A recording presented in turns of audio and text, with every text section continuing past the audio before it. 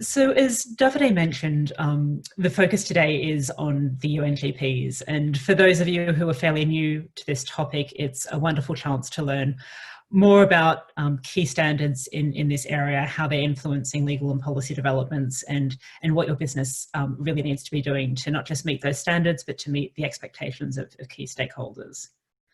For those of you who are familiar with the UNGPs, it's also a great chance to refresh your knowledge and to deepen your understanding of key concepts.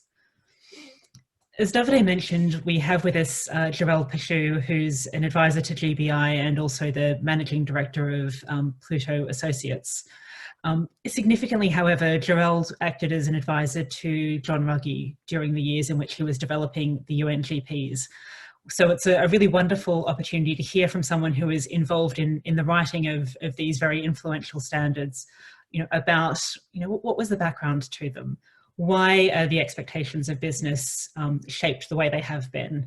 And what does it really mean? What is really sort of expected, between the lines of these standards? So we'll get into all of this and hope to leave you with a general sense of what the UNGPs are, why your business should be paying attention to them, how they're connecting with other developments in this space, and then very concretely, what is it you're expected to actually do? And this discussion will set the foundation for the webinars across the rest of this week, when we'll start to look in more detail at different areas of implementation. As Davide mentioned, we want this webinar to be very interactive. We'll be recording this first part of the session so that those of you who have colleagues who weren't able to join today are able to give them the chance to hear Gerald talking about the UNGPs. However, once we're past Gerald's presentation, we'll stop the recording because we really want everybody on the line to feel comfortable asking the questions that they have without worrying about who else is going to be able to hear those questions later. So really encourage you to be a little bit selfish in our conversation today. If you have questions, please ask them. Use this opportunity to get the information and the knowledge that you need to feel confident pushing this work forwards back within your company and within your day-to-day work. If there are no burning questions, hopefully I think we've muted everybody so nobody can ask any just yet. I might turn over to Gerald. So Gerald, I want to really invite you to just tell us everything we need to know about the UN Guiding Principles, but really focusing in on why these are the standards that business should be paying attention to, and what folk within sustainability, communications, procurement functions need to know about the expectations that they set of business. Thank you, Kathy. Good morning, afternoon to everyone. Let me start by apologizing. I got a cold, nothing more than a cold, but a cold. So my bad English might be even worse. So don't hesitate to ask questions if there is something I say that you don't understand. Of course, beauty of techniques, I don't know if I have control over the slides, and I don't think I do. But I can speak, forever. Gerald, I'll give you the control right now. Okay. You will get it in a second. It should be there right now. Sorry, this is just... you should be able to move them now. No? No, not yet. Wait a second. There you go. It's all yours. Wonderful. So unlike Zoom, the guiding principles are actually fairly simple, but you need to be a bit rigorous in the approach. But what we thought would be interesting is just to frame the discussion in the overall landscape, and what we have seen over the last 20 years or so that you can see on this graph is that it's really a fast-moving environment. The idea of business responsibility with regard to human rights, which is basically impact on people, has moved very rapidly, and you can see that since 2011, the adoption of the guiding principle, we see a lot of new initiative, and it's definitely not over, because there has been this announcement by the European Union chief legal officer that they will develop mandatory due diligence for human rights. We still don't know the shape and form, but still the movement is there. So as you can see, it's a movement that touches mostly, but not only Europe, and it's something that is sometimes brought in the debate to say, oh, but it's a Western-based concern and so on and so forth. I think that when we discuss among us, and particularly for a business audience, that's the kind of political argument that are, at the end of the day, to put it a little bit bluntly, irrelevant. Because either your businesses are headquartered in Europe or your markets are in part in Europe. So, you know, the origin of the norm is at the end of the day relevant. So to go back to what Katie said earlier, at a minimum, that's why you should be aware of the guiding principles and of their standards. The value add of the guiding principles at the end of the day are that they provide a single affirmative standard. If you remember, and if you have been in this discussion around sustainability or good business or responsible business, before the guiding principles, we didn't know what right was right. You have competing claims. NGOs want you to save the world. Your shareholders sometimes don't want you to do anything, and so on and so forth. So what is the baseline? And that's the main contribution of the guiding principles. And if I may, I truly believe that's why they have seen such an uptake, because it provides the baseline. It also clarifies the expectation that we can have on business, but also on governance. So really, it sets the roles that each actor should have in society. And sometimes that is something that is sometimes not appreciated rightly, is that the guiding principles offer the baseline, but they also offer a ceiling on what can be expected of business. So as companies, you know exactly what space you need to operate in to be responsible. And I think that that's an extremely important point, because we have seen so many claims that were not really founded in anything but the fact that businesses have money. And one of the first things that Ruggie said when he was developing the guiding principle is that actually money doesn't talk. It's your impact that need to set your responsibilities, not the fact that you are rich or poor as a company. And the last value add of the guiding principles is that at the end of the day, they are a management guide. If you look at the second pillar, the responsibility to respect, they just give you the roadmap, what to do to make sure that you manage your human rights impact. So I think that this combination of factors, providing clarity, providing boundaries, providing a clear roadmap, is why we have seen such an uptake of the guiding principles, and also why it's interesting for you in your daily jobs to know what it means and how to make it happen. One of the big discussions that we see these days, and it has been a bit of a parallel discussion, which is something that always amazes me, is the emergence at the same time of responsible business. Is this notion of ESG, environmental, social, and governance standards or criteria for businesses. Of course, it's mostly relevant in the investor space, but it's something that we see everywhere beyond investment or investor analysis to frame the behavior or the performance of a company in terms of social impact.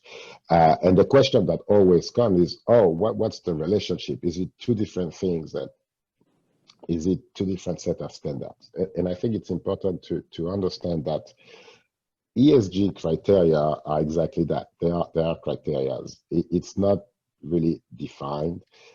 Each investor's house or each initiative has a slightly different understanding of ESG. But even more importantly, at the end of the day, the S and the G in ESG are about human rights. You can see it from different perspectives. I have a very simple understanding of human rights. Human rights are, the right of people to live a decent life. So when we talk about impact on human rights, we talk about impact on people, S and G. So really, and that's maybe something that needs to be further clarified. It's really this complete overlap between the guiding principle and ESG. If you follow the guiding principles, you will have a good ESG performance because it's about knowing your impact and managing them. So really, if I have one advice is don't see the ESG discussion as completely different from the human rights discussion. They are actually one and the same. So what about the guiding principles? They are built around what we call pillars, 3 pillars. One about the role of the state, one about the role of companies, and then a pillar about managing the mess. Because even though the guiding principles were designed and thought in terms of preventive action, things happen. And so what should you do as a business, as a state, when something went wrong? Because even with the best intentions, things go wrong. That's the nature of the world. So it was important for us to clarify what to expect from state. Pillar 1, the state duty to protect. What to expect from company. Pillar 2, the corporate responsibility to respect. And Pillar 3, what should we do when something went wrong? So that's the basic architecture of the guiding principle. And so what about the state duty to protect? You will, for the lawyers among you, we talk about duty for states and responsibility for companies, because clearly in the human rights space, international human rights law precisely define a set of obligation, legally binding obligation for states with regard to human rights. That's not the case with companies. With companies, we use responsibilities because some, if not most, of the things that we identified haven't reached this status of legally binding obligation. At the end of the day, details. That's really a lawyerly discussion, but what is more important is the mechanism. And the mechanism is that the state, which have all those obligations, should do 2 things. One, investigate, prevent, punish, redress human rights abuse. So play the usual regulator role of the state. But we also wanted to underline that, sorry, we also wanted to underline that the state has an advocacy function. And yes, you should use the stick, but the carrot is as important. And so in terms of the guiding principles, the role of the state is really to use both the stick and the carrot. And of course, the big question is how broadly should this be done? And there is a long discussion in legal circles about extraterritoriality. We simply, we try to simply say, when you are headquartered in a state and the states do that very often, you don't need to get into a lot of long and arduous legal discussion. It's simply that the state has a capacity to influence or to leverage the behavior of the companies that are headquarters in their jurisdiction, so they should use that. more interesting for you, I guess, is the second pillar, which is the corporate responsibility to respect human rights. As you can see in the first box, you have the actual wording of the responsibility to respect. Even though we tried very much not to do too much UNEs, it's still a lot of words. But at the end of the day, it means that you should respect human rights. And respect human rights means to try to, as much as possible, avoid negative impact, or if something already happened, to make it right.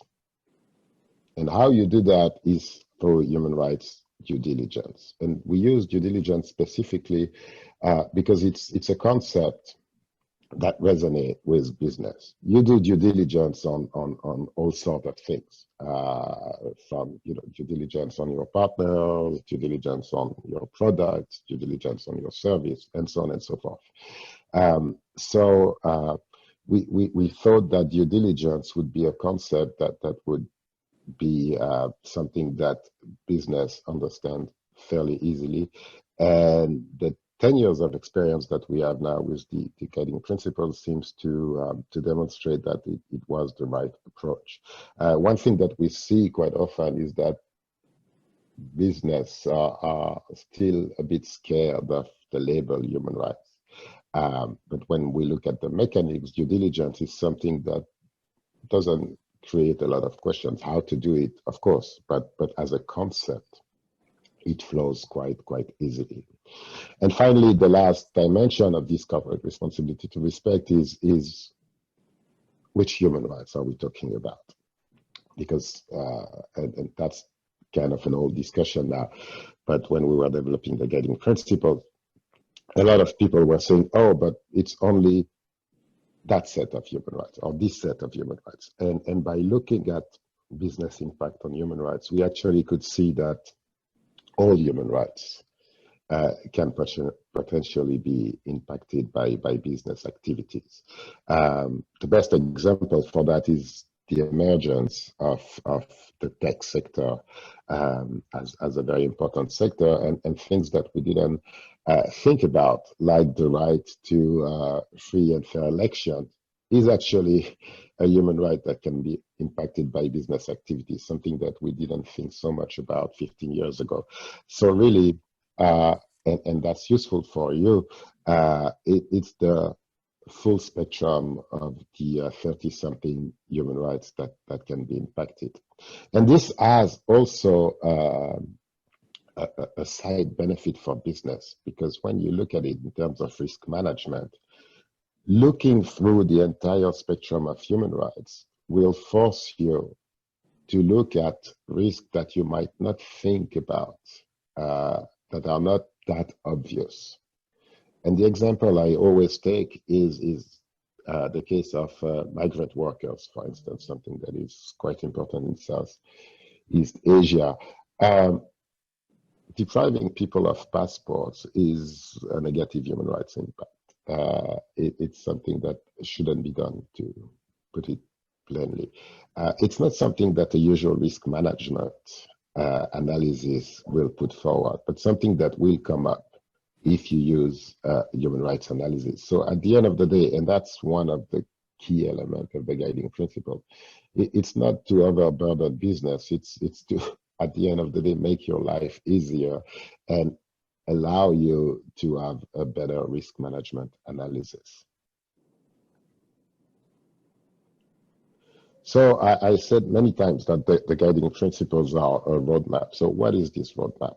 Well, the roadmap is fairly easy and in 3 steps.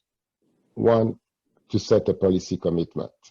And why is that important? It's important because developing the policy commitment will force businesses to have an internal discussion. It's not just the sustainability function that will do its things in its corner. It's getting through all the relevant functions and trying to bring people together to see what will be developed and what you can subscribe to. As Roddy always said, something that is well understood is well written.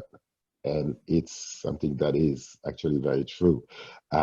Developing the policy is really an internal exercise that will clarify a lot of issues and challenges that you may face in respecting human rights. The second step in the roadmap is due diligence, this famous concept of human rights due diligence, and we will discuss it in more detail. And finally, the last part is to communicate, because one thing that we see is that a lot of problems comes from lack of communication between businesses and relevant stakeholders. But we use communication and not reporting because it's extremely important to see that the way you communicate needs to be tailored to your audience. Sometimes you will need to communicate, engage with a local community.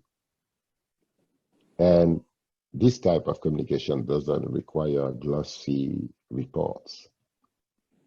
It's something that can take the shape and form of a meeting. But communicating and being transparent is extremely important, particularly to reinforce your credibility and trust in your operation. And as you know, in your work, regardless of the function you're working, having the trust of your partner, having external credibility is fairly essential to have a smooth business. And we have summarized this roadmap in a very simple tagline that I really like. At the end of the day, the corporate responsibility to respect human rights is the ability to know what's going on in your operation, the due diligence, and to show it to external actors, external stakeholders. Know and show at the end of the day is the backbone of the responsibility to respect.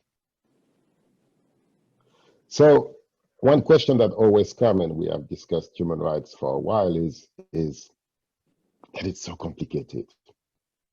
And it's so far from what business is doing, and it's something that is political, and it's something that you don't want to mess up with. And it's true that when you see the list of human rights, and we have put some of them here on the slide, it might seem very far from what you do.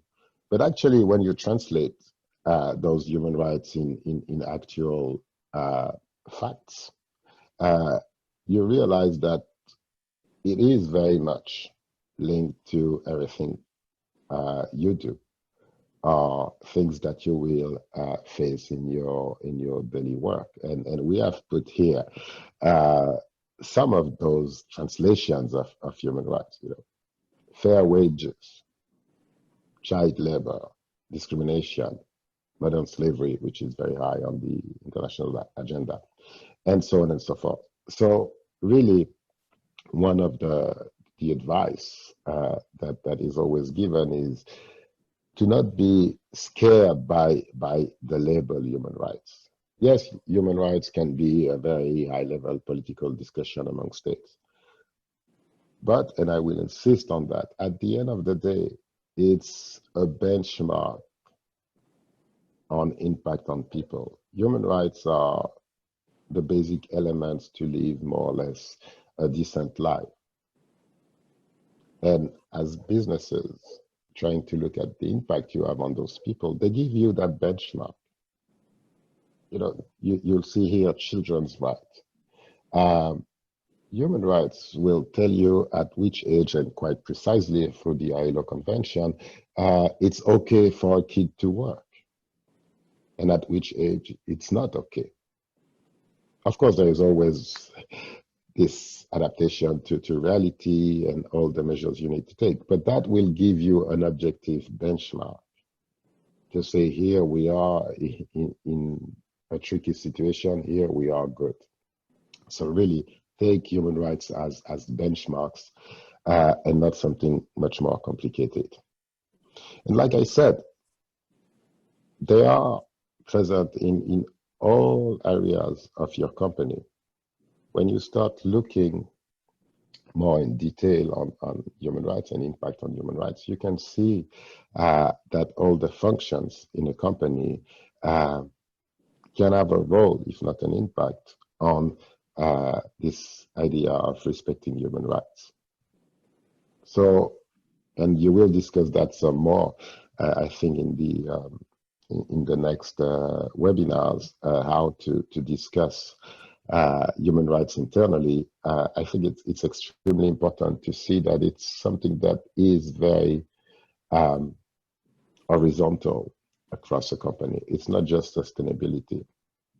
It's not just procurement, but it's many, if not all, of the functions that can have a role to play to manage the impact, but also they may create the impact in the first place, so they need to be aware of that.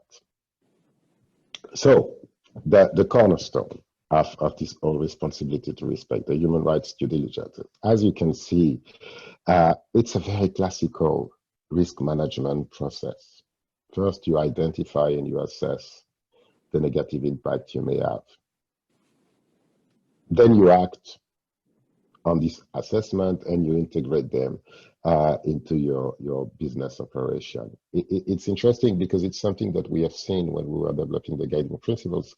So many times, business will act on the identification of risk or impact, but they will not integrate those results in their business operation. So the same mistake will keep on happening. So it was important for us to add or to flag, to underline the necessity to integrate in addition of acting on the impact. The step after that, of course, is to track the result for exactly the same reason. Try to have a continuous learning and improvement cycle. And finally, this point about communication, which is not, like I said, the same as reporting, but it's really based on the impact, based on the risk, to have the best and most efficient way of communicating about not only your assessment, but also on your response, which in turn will build trust and credibility for the company. I won't expand too long on human rights due diligence, but that's really the cornerstone of the whole discussion. And as you can see, I'm sure for all of you, it resonates with something that you already have in your company, one way or the other. It can be quality product, it can be, I don't know, but it will be something that is very familiar to business management processes. And that's the reason why we have designed it that way, to bring human rights a bit closer to earth. And to frame it in a way that really resonates with business into what they do in their daily work. But of course, when you assess human rights, you will see a lot of potential risks or a lot of potential impacts. And so it was important for us to also give some guidance on how to manage what can be a slightly big number of things to do. And that's also in response to a lot of people who have told us, yeah, but I do my assessment and I have 70,000 suppliers and I operate in 200 countries. And so the number of things that I will have to do is not manageable, which is a fair point.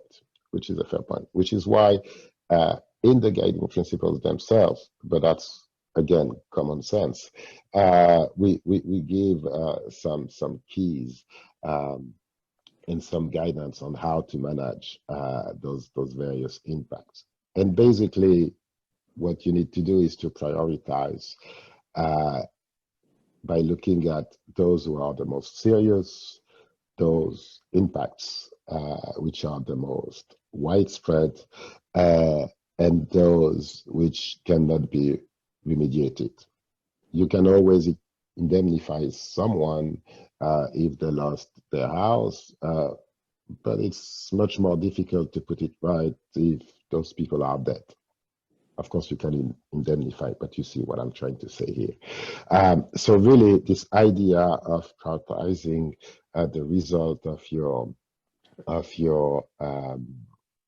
analysis is a key element. Scale, scope, irremediability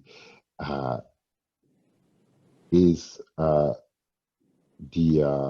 way to do it. And of course, it doesn't mean that you stop at those, but you start with those. And then if you have time, resources, you move on to lesser impact. The other key questions that we always have in terms of respecting human rights is, how do we operate in what we call challenging context? And challenging contexts are basically those countries or those markets where the domestic legislation might be well below the international standards. Widespread discrimination, attack on specific groups, and so on and so forth. But that's the law of the country. So what should you do in those situations? Because that's real life, and that's a real life challenge. And here, the guiding principles are really trying to say that you need to try to look at the spirit of the international standards and trying to make it work in the context. For instance, one example that we always use is in these countries where unions are not allowed to operate freely. Here, the idea is really to say, well, workers need to have a legitimate voice. So what type of system could we put in place in our operations to make sure that we hear the business voice? It won't be called a union, it won't be necessarily fulfill all the criteria that the ILO has for a legitimate union, but it will go at the essence of the principle, which is to listen to workers. And of course, we fully realize that it's challenging. But the idea is to try to maximize respect for human rights, even when you face difficult situation. But at the end of the day, the key question, and it's once again quite obvious, the key question that senior executives should ask themselves is, can we operate responsibly in this context? And I think that beyond all analysis, that's a fairly simple question, which, interestingly enough, has a fairly simple answer in most situations. Then the choices are difficult. If you lose access to a major market because the domestic regulation is discriminatory, it's a tough choice. But the questions are easy. And to move, again, very quickly, but we'll be happy to discuss it in more details in the Q&A session. The last part of the guiding principle is looking at access to remedy. And access to remedy, not understood as a means to punish, but really to realize that even if we take the best measures in the world, even if we have the best intentions in the world, things might go wrong. And so what do we do? And here we focus both on states and businesses. For the states, of course, they need to have the right system in place, also to manage negative human rights impact done by business. And it's sometimes a complicated things for people who feel that they have been negatively impacted to access court. So we we identify a number of states a number of steps that states should take. But much more importantly, and something that was really new in the guiding principle and that is really developing well, is to say that companies themselves should develop more grievance mechanisms. Because one thing that we see, and I'm sure it will resonate if your company has had a human rights issue, is that most of the time, those human rights issues didn't start by being a big thing. Most of the time, it's a somewhat smaller grievance, but the grievance is not addressed. And so you see escalation. So we wanted to flag and really to invite companies for their own benefit to develop grievance mechanisms. And we identify a number of criteria that this mechanism should have in order to be effective. But like I always said, and I always insist on that, for a company to have a grievance mechanism and an effective grievance mechanism, it's the best and the cheapest way to have an effective risk management system. If you develop access channels where people who think, rightly or wrongly, that's not the point, but if you develop access channels for people to tell you what they think is going wrong, you will have an alarm system that will work extremely effectively, because it will allow you to respond and to address and to identify risk very early. And what we have seen over the last 10 years of this idea of grievance mechanism has been put on the table is that it's actually quite cheap to develop those mechanisms, and the return is extremely high. And once again, think about in your own companies some of the tricky issues that you have faced, and imagine if you have had the capacity to know about that early before it hits the newspaper or an NGO report or etc., etc. So really, the grievance mechanisms are something that I always insist on because it's cheap, it's efficient, and it will really help you in your daily work. But of course, it needs to be developed in a smart manner. So often I see people say, yeah, we have a great grievance mechanism. We have this hotline. But a hotline is great, especially when it's in 17 different languages and so on and so forth. But what if people don't trust calling this number? What if the time that it takes between the people calling and the information reaching whoever is in charge in the company is too long? So really thinking about the design of the grievance mechanism and adapting it to your market and to the situation where you need to operate is extremely important. And once again, the return will be great.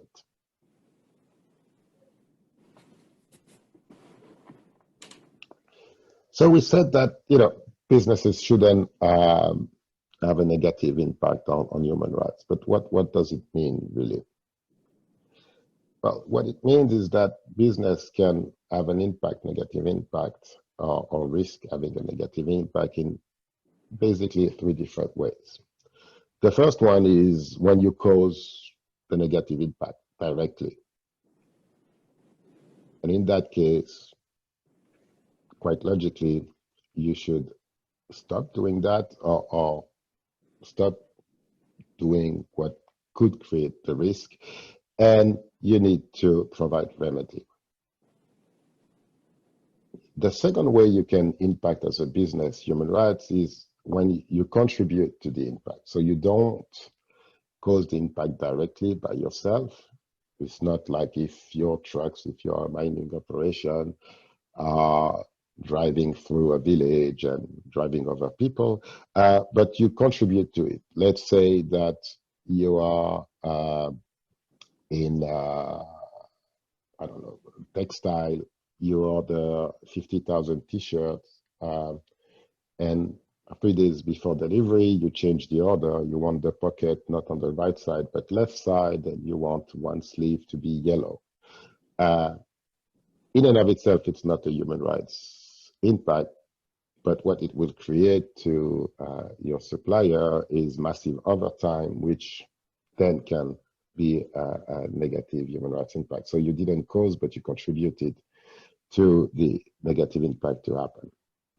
And finally, the last thing that, the last way a business can be involved in a negative impact is it's when you are directly linked to a negative impact through your product or your services. To use an example that is high on the news these days, you provide a component of something that is used in a repressive regime to exercise surveillance on people and then to mistreat those people. You didn't do anything wrong. You didn't cause the negative impact. You didn't even contribute to it. But your product or your services are directly linked to a negative impact. And in that case, of course, it would be too extreme to ask the business to provide remedy. But nonetheless, particularly when we see how value chains are built today, it was extremely important for the guiding principles to underline the fact that in that case, you should use your influence, your leverage, to try to influence the company that is doing the bad thing to change. So really, we moved from a lot of responsibilities when you cause the negative impact to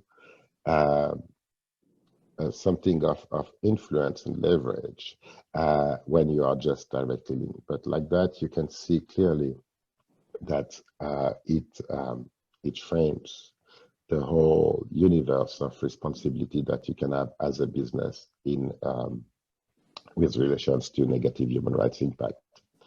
And it's interesting that to see that, to go back to what I was saying earlier about floor and ceiling with the human rights, with the guiding principles. Those 3 dimensions of involvement really established the floor and the ceiling. It's not just because you are operating in a difficult context that you should fix the situation. And that gives you, the guiding principles give you a clear roadmap on what to do and when to do it. And for instance, that's something that is happening quite often. NGO report comes out, oh, company X is in country B, they should stop all human rights abuse because they are there and they are a big company. Well, the international standard actually doesn't say so. And simply being in a bad situation doesn't necessarily mean that you have human rights responsibilities. But of course, when you are linked to it, if you cause or if you contribute, that's a different story. So what does it mean concretely? And we have a few diagrams. I don't know, for me, it always helps. So when you cause, and we took some lame examples, but hopefully they will give some meat to those concepts. Company is producing sugar cane, awful working condition done by this company. So clearly they cause human rights impact. In that case, they should stop doing that or prevent the commission of that. They should bring remedy to the situation, to the people who have been negatively impacted. At the end of the day, it's a fairly simple idea. You break it, you fix it. When you break it, you fix it. fairly straightforward. Second case is, like I said, when you contribute to a harm. So if we stay with our example of sugar canes, you are company B, you buy sugar from the company C, but you negotiate such a low price that people in the sugarcane fields can be paid at the right amount, having the right wages. You don't do anything directly, but you contribute to the negative impact. In that case, just like in the first instance, stop or try to avoid, because you're not the only one. You contribute to remediation with, in that case, what would be company C, and you should pressure company C to have, in that case, adequate wages, or at least to stop doing the negative impact. Here again, something quite logical. You know, you contribute to breaking it, you contribute to fixing it. And the last situation, and that's the most interesting, it's when you are directly linked to an abuse. And like I said, the link can be either through your product, through your services, and through your operations. So let's imagine that you are company A selling ethanol. I guess we developed those examples for Latin America, but yeah, change the product with whatever you want. So you are company A selling ethanol from company that you buy from company B, which buys sugar from company C, and they still have those awful working conditions. So as company A, you didn't cause, you didn't contribute, you did all okay. Nonetheless, your product is very much tainted by this human rights abuse that take place somewhere along your supply chain. And it would seem illogical that, you know, a responsible company doesn't do something to address that. But the link needs to be direct. And the directness, if there is such a word, is really through this idea of product services operation. In that case, because you are remote from the situation, the abuse, and also because you didn't do anything to create it, there is no requirement to remedy or to contribute to remediation. Of course, you may choose to do it to manage other concerns, including of course, reputation. But there is no requirement. The only requirement here is to use what we call leverage, which is influence at the end of the day, to try to change the behavior of company C, either directly or through your supplier. And this is for the type of company that you work with. This is the most common situation that you will see. Thank God, you know, the direct causation are fairly exceptional. Contribution is something that we see more often, but also more on the rare side. The direct linkage is most definitely, and I'm sure that, you know, it resonates with you. It's most definitely the most common occurrence. And to have the capacity to identify those situations and to start looking at ways to respond to it is definitely one of the biggest challenges of being responsible. And if we think, you know, we change sugarcane with palm oil, despite all the discussion and shortcomings on the round table, the palm oil round table, the model is interesting. The company A's of this world have identified or have been made aware of a very serious problem in palm oil production. Individually, it was extremely difficult to have an effective response, so they created a coalition. And this idea of having a coalition or a multi-stakeholder initiative to address this kind of systemic challenges is definitely something that is interesting. But like I said, you know, floor and ceiling, it doesn't necessarily, this idea of direct linkage doesn't mean that you do everything in the world. And if we take the exact same example of dynamic, but we have now the owner of company C who sell us something that is not connected to us by our product, operation, and services.